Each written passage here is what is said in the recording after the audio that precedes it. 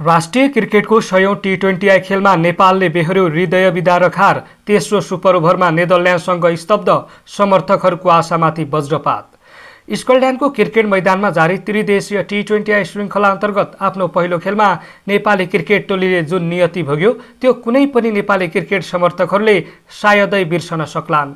रोमाञ्चक मोडहरू पार गर्दै तेस्रो सुपर ओभरसम्म पुगेको खेलमा नेदरल्यान्डसँगको हारले सिङ्गो राष्ट्रलाई निराश बनाएको छ।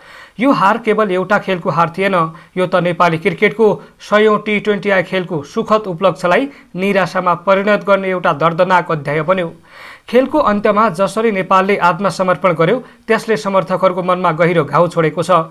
सामाजिक सञ्जालदेखि चिया पसलका गफसम्म जताततै नेपाली समर्थकहरूको आक्रोश र निराशा छताछुल्ल भएको छ।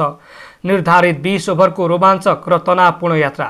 टस हारेर पहिले ब्याटिङको निम्तो पाएको नेदरल्यान्ड्सले निर्धारित 20 ओभरमा 7 विकेट गुमाएर 152 रनको मध्यम योगफल खडा गरेको थियो।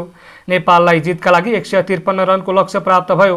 नेदरल्यान्ड्सका लागि तेजा निदामानुरुले सर्वाधिक 35 रन बनाए र इनिङ्सलाई स्थायित्व दिएका थिए भने विक्रमजीत सिंहले 30 रन तथा साकिब जुल्फिकरले अभिजित 24 रन बनाएर टोलीलाई सम्मानजनक स्कोरमा पुर्याएका थिए। ओपनर माइकल लेबिडले 20 र म्याक्स ओ डाउडले 19 रन जोडेका थिए। नेपाली बलरहरूमध्ये लेग स्पिनर सन्दीप लामिछानेले सधैँझै उत्कृष्ट प्रदर्शन गर्दै 4 ओभरमा मात्र 18 रन खर्चिएर 3 महत्त्वपूर्ण विकेट लिए। नवप्रवेशी नन्दन यादवले पनि 2.5 ओभरमा 18 रन दिएर 2 विकेट लिँदै आफ्नो क्षमता प्रमाणित गरे।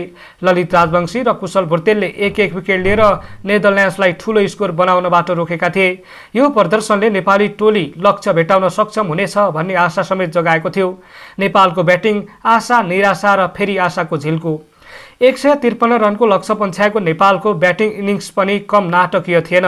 निर्धारित 20 ओभरमा 8 विकेट गुमाएर 152 रनमा रोकिएपछि खेल टाई भयो र सुपर ओभरमा प्रवेश गर्यो। नेपाली इनिङ्सको मुख्य आकर्षण कप्तान रोहित पौडेलको कप्तानी इनिङ्स रह्यो। उनले 35 बलमा सर्वाधिक 48 रन बनाएर टोलीलाई जितको नजिक पुर्याएका थिए, तर फिनिस गर्न भने सकेनन्। कुशल भुर्तेलले पनि 34 रनको महत्त्वपूर्ण योगदान दिए। खेलको अन्तिम ओभरमा नेपाललाई जितका लागि 16 रन आवश्यक थियो। क्रिजमा सन्दीप लामिछाने र नन्दन यादव थिए। नेपाली समर्थकहरूको धुकधुकी तीव्र थियो। सन्दीपले पहिलो बलमा 2 रन लिए, दोस्रो बलमा 1 रन लिएर स्ट्राइक नन्दनलाई दिए। तेस्रो बलमा नन्दनले चौका प्रहार गरेर आशाको झिल्को जगाए। चौथो र पाँचौं बलमा 2-2 रन लिँदै उनले अन्तिम बलमा 5 रनको आवश्यकता सिर्जना गरे। अन्तिम बलमा नन्दनले फेरि चौका प्रहार गर्दा नेपाली टोली 152 रनमा रोकियो र खेल टाई भयो। यो क्षणसम्म पनि नेपाली समर्थकहरूमा एउटा सानो आशा जीवितै थियो, तर त्यसपछिका घटनाक्रमले उनीहरूलाई पूर्णतः निराश बनायो। नेदरल्यान्ड्सका बलरहरूको कसिलो बलिङ प्रदर्शन गरेका थिए। डाइनियल डोमारले 4 ओभरमा मात्र 14 रन दिएर 3 विकेट लिँदै नेपालको रन गतिमा अङ्कुश लगाएका थिए। विक्रमजीत सिंहले पनि 4 ओभरमा 30 रन दिएर 2 विकेट लिए। काइल क्लेन, बेन फ्लेचर र जास लायनले 1-1 विकेट लिएर आफ्नो भूमिका निभाएका थिए। सुपर ओभरको महासङ्ग्राम जब भाग्यले साथ छोड्यो। खेल सुपर ओभरमा गएपछि समर्थकहरूको मुटुको धड्कन झनै तीव्र भयो। यो क्षणसम्म पनि नेपालले हार स्वीकार गरेको थिएन, तर त्यसपछिका घटनाक्रम नेपाली क्रिकेटको इतिहासमा एउटा कालो धब्बा बनेर रह्यो। पहिलो सुपर ओभर नेपालले पहिले ब्याटिङ गर्दै 19 रन जोडेर नेदरल्यान्ड्सलाई 20 रनको लक्ष्य दियो। यो राम्रो स्कोर थियो, तर नेदरल्यान्ड्सले जवाबमा 19 रन नै बनाएपछि पहिलो सुपर ओभर पनि टाई भयो। यो पलसम्म पनि खेल कसको पक्षमा जान्छ भन्न सकिने अवस्था थिएन। दोस्रो सुपर ओभर पहिलो सुपर ओभर टाई भएपछि खेल दोस्रो सुपर ओभरसम्म गयो।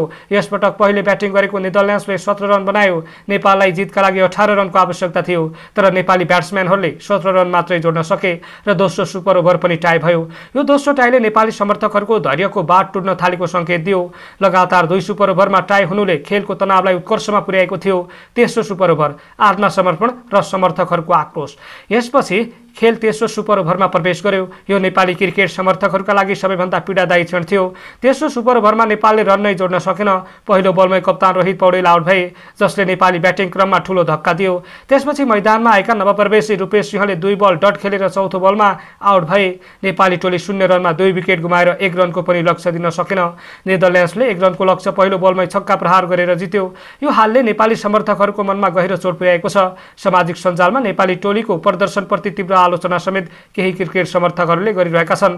कप्तान रोहित पौडेलको तेस्रो सुपर ओभरमा पहिले ब्याटिङ गर्ने निर्णय र रूपेश सिंहलाई पठाउने निर्णयमाथि प्रश्न उठाइएको गरिएको छ। यति महत्त्वपूर्ण क्षणमा दबावलाई सामना गर्न नसक्नु र रन नै जोड्न नसक्नुले नेपाली क्रिकेटको मानसिक बलमाथि प्रश्न खडा गरेको छ। डेब्यू र 100औं खेलको तितो अनुभव। यो खेल नेपाली राष्ट्रिय क्रिकेट टोलीका लागि धेरै मायनेमा महत्त्वपूर्ण थियो। यो नेपालको 100औं T20I खेल थियो जसलाई ऐतिहासिक बनाउने अवसर थियो। तर तेस्रो सुपर ओभरको हालले यो अवसरलाई तितो अनुभवमा परिणत गर्यो। यस खेलबाट ब्याटर किरण ठगुन्ना र बलर रूपेश सिंहले T20I मा डेब्यू गरेका थिए। किरण ठगुन्नाले आफ्नो डेब्यूमै खासै केही गर्न सकेनन् भने रूपेश सिंहको तेस्रो सुपर ओभरको प्रदर्शनले नेपाली समर्थकहरूमा निराशा थप्यो। डेब्यू खेलमै यस्तो दबावपूर्ण परिस्थितिमा खेल्नु पर्दा उनीहरूलाई पक्कै पनि असहज भयो होला। तर यसले नेपाली क्रिकेटको बेन्च स्ट्रेन्थ र दबाव व्यवस्थापन क्षमतामाथि गम्भीर प्रश्नहरू खडा गरेको छ। समर्थकहरूको आक्रोश भविष्यको बाटो। नेदरल्यान्ड्सको यो हालले नेपाली क्रिकेट समर्थकहरूलाई निराश मात्र बनाएको छैन, आक्रोशित पनि बनाएको छ। धेरै समर्थकहरूले सामाजिक सञ्जालमा कप्तान र व्यवस्थापनको निर्णयमाथि नै प्रश्न उठाएका छन्। यति महत्त्वपूर्ण खेलमा जहाँ लगातार 2 सुपर ओभर टाई भइसकेका थिए, त्यस्तो अवस्थामा खेलाडी छनौट र रणनीतिमा कमजोरी देखिएको उनीहरूको आरोप छ। यो हार नेपाली क्रिकेटका लागि एउटा पाठ हुनुपर्छ। मानसिक दृढता, दबाव व्यवस्थापन र महत्त्वपूर्ण क्षणमा सही निर्णय लिने क्षमताको विकासमा विशेष ध्यान दिनुपर्ने आवश्यकता यस खेलले प्रष्ट पारेको छ।